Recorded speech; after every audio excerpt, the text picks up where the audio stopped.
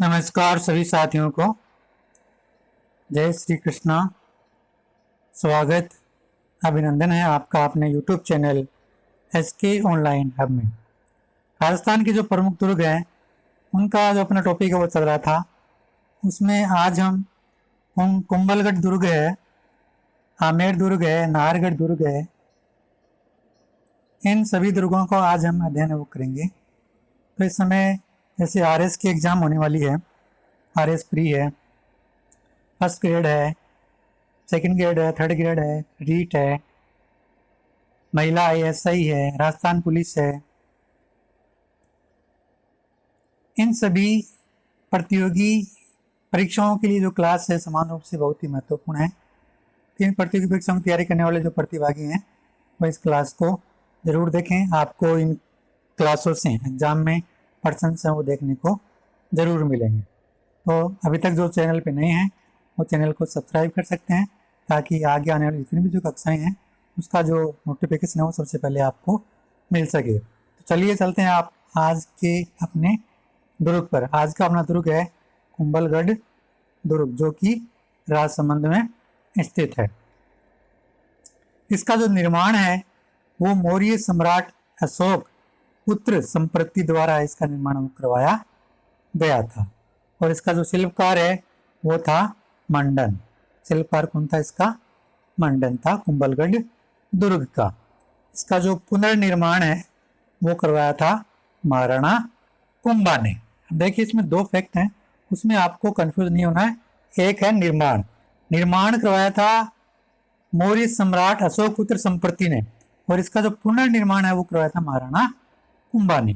इसके जो उपनाम है उनसे भी कई बार प्रश्न जो पूछे जाते हैं, तो इसलिए मैंने जितने भी इसके जो उपनाम है वो आपके सामने रख दिए हैं ताकि आप कंफ्यूज न हो एग्जाम में।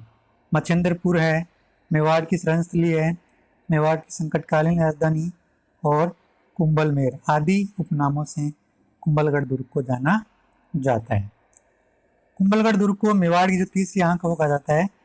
इसका जो कटारगढ़ है, कटारगढ़ जो इसका हिस्सा है उसको मेवाड़ की तीसरी आंख वो कहा जाता है। और इसको कटारगढ़ इसलिए कहा जाता है क्योंकि इसकी जो आकृति है वो कटार के समान बनी हुई है।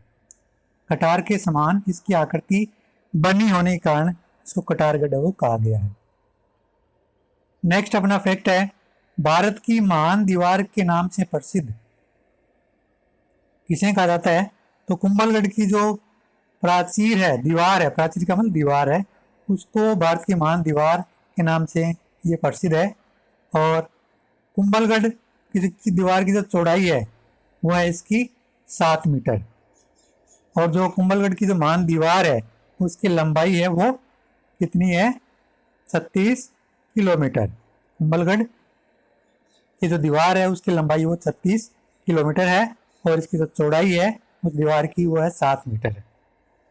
अब कुंभलगढ़ दुर्ग की जो ऊंचाई है जो कि समुद्र तल से कितनी है? समुद्र तल से इस दुर्ग की ऊंचाई है वो है आपकी 3568 फीट। इसकी ऊंचाई है समुद्र तल से। चलते अपनी नेक्स्ट स्लाइड पे।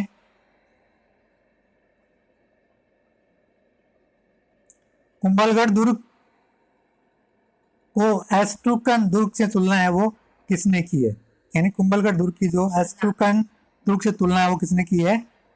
वो तुलना की है कर्नल टोड ने। एस्ट्रूकन दुर्ग से कुंभलगढ़ दुर्ग की तुलना की है कर्नल टोड ने की है। अगला अपना फैक्ट है, यह किसने कहा? यह दुर्ग इतनी बुलंदी पर बना है कि नीचे से ऊपर की ओर देखने पर सिर पर जो रखी पगड़ी है वो नीचे गिर जाती है। ये जो वक्तव्य है वो अबुल फजल ने कहा है कुंभलगढ़ दुर्ग के बारे में। अबुल फजल ने ये कहा था कुंभलगढ़ दुर्ग के बारे में कि अगर हम इसको नीचे से ऊपर की तरफ अगर इसको देखते हैं तो ये दुर्ग इतनी बुलंदी पे बना हुआ है कि अगर इसको नीचे से लेकर ऊपर तक इसको देखा जाए तो सिर पर अगर रखी पगड़ी है वो नीचे गिर जाती है। अगला अपना फैक्ट आता है, महाराणा प्रताप का जन्म वो कहाँ पर हुआ था? तो महाराणा प्रताप का जन्म है वो बादल महल यानी कटारगढ़ में महाराणा प्रताप का जन्म है वो हुआ था। चलते अपनी नेक्स्ट स्लाइड पे।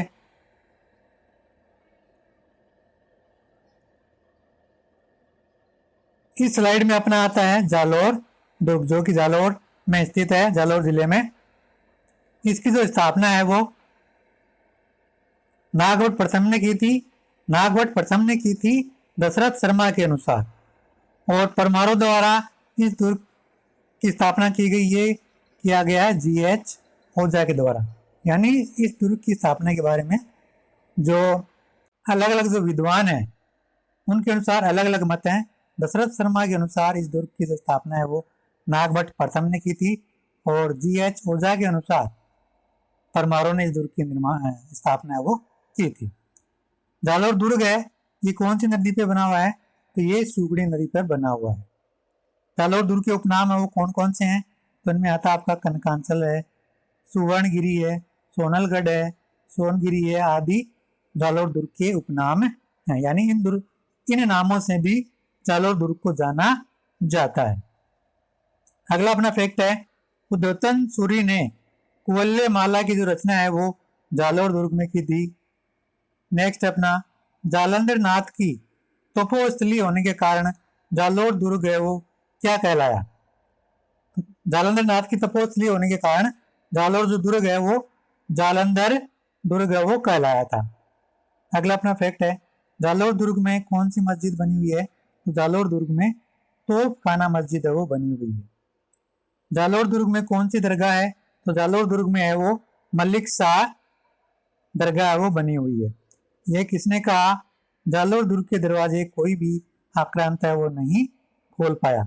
तो ये कहा था हसन निजामी ने, और ताज उल नासिर में ये जो वक्तव्य है वो हसन निजामी ने कहा था।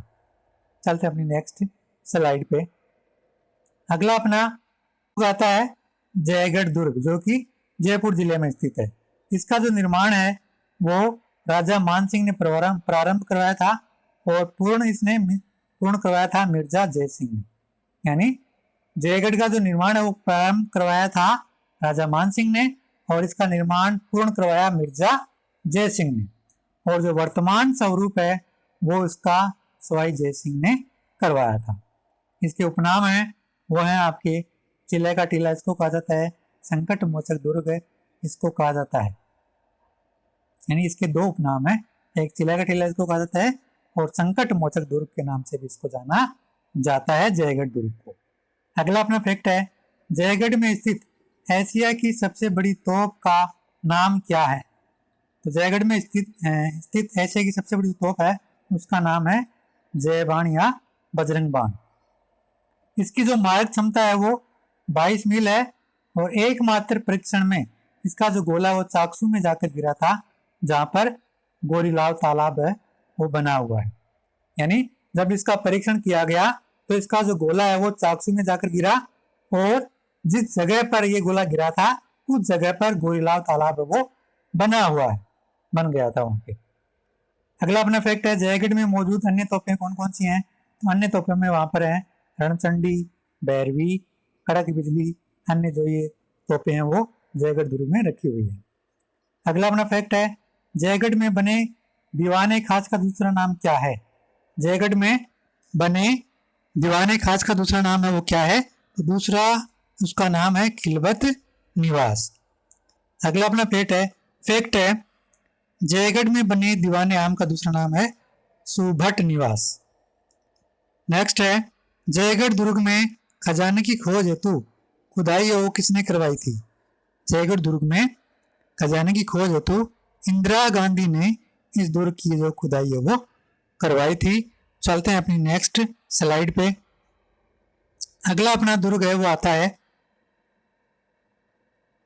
आमेर दुर्ग, जो कि जयपुर जिले में है। इसका जो निर्माण है वो शुरू करवाया था बारमल ने, और इसका निर्माण पूर्ण करवाया था मान सिंह ने। इसके जो उपनाम है वो आपके अंबिकापुर, अंबावती और आम्बेर, इसके उपनाम हैं आमेर दुर्ग के। अगला फैक्ट आता है इसमें, आमेर के शासकों का जो राज तिलक है वो होता है, यानी आमेर के शासकों का जो राज तिलक है वो कहाँ पर होता है? तो इन शासकों का राज तिलक होता है कदमी महल में। अगला फैक्ट है, शीश महल व सुहाग मंदिर किस दुर्ग की शोभा वो बढ़ाते हैं?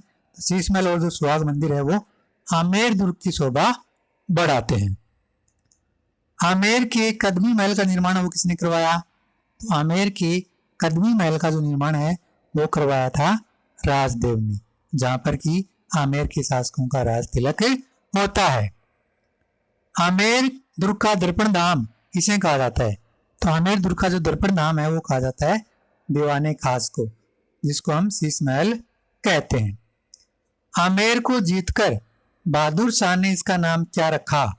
आमेर को जीतकर बहादुर शाह ने इस दुर्ग का नाम मोमिनाबाद रखा था। ये जो पर्सन हैं वो कई बार एग्जाम में पूछे जा चुके हैं, तो इनको आपको ध्यान में रखना है। चलते हैं अपनी नेक्स्ट स्लाइड पे।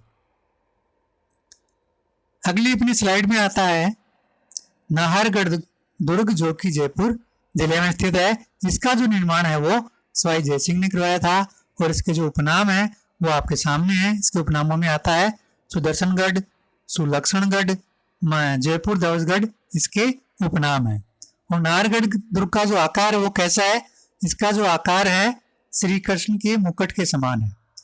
ये भी प्रश्न वो कई बार पूछे जा चुके हैं। इसके जो उपनाम है वो तो कई बार पूछे जा चुके हैं। अगला अपना फैक्ट है, नाहरगढ़ का नाम किसके नाम पर पड़ा? नाहरगढ़ दुर्ग का नाम है वो नाहर सिंह भोमिया के नाम पर इसका नाम है नाहरगढ़ पड़ा। अगला फैक्ट है, नाहरगढ़ दुर्ग में एक जैसे 9 महलों का निर्माण वो किसने करवाया? तो नाहरगढ़ दुर्ग में एक जैसे 9 महलों का निर्माण है वो करवाया था माधो सिंह द्वितीय ने। अपनी 9 पासवानों के लिए माधो सिंह द्वितीय ने एक जैसे 9 महलों का निर्माण वो नाहरगढ़ में करवाया था। माधो सिंह द्वारा निर्मित महलों की शैली है वो कैसी है? तो माधो सिंह द्वारा निर्मित महलों की शैली है वो विक्टोरिया शैली है। नाहरगढ़ की तलहटी में बनी जयपुर के कछुआ शासकों की छतरियां हैं उसको क्या कहा जाता है? उनको कहा जाता है गेटोर की छतरियां। चलते हैं अपनी नेक्स्ट स्लाइड पे। नेक्स्ट स्लाइड में अपने को देखने को मिलता है जहांगीरी किलों का जो सिरमौर है वो किसे कहा जाता है? जहांगीरी किलों का सिरमौर वो किसे कहा जाता है? वो कहा जाता है कुचामन दुर्ग को। जहांगीरी किलों का सिरमौर है वो कुचामन दुर्ग को कहा जाता है। नेक्स्ट फैक्ट अपना, जमीन का जेवर या राती घाटी का किला के नाम से जाना गया दुर्ग है वो दुर्ग है आपका जूनागढ़ बीकानेर। यानी जूनागढ़ बीकानेर को जमीन का जेवर और राती घाटी के नाम से भी इसको जाना जाता है। अगला अपना फैक्ट है, वह दुर्ग जिस पर तोप के गोले बिना क्षति पहुंचाए ऊपर से निकल जाते थे वो दुर्ग कौन सा है? तो वो दुर्ग था नागौर दुर्ग। अगला अपना फैक्ट है, राजस्थान का वेलोर नाम से प्रसिद्ध दुर्ग है वो कौन सा है?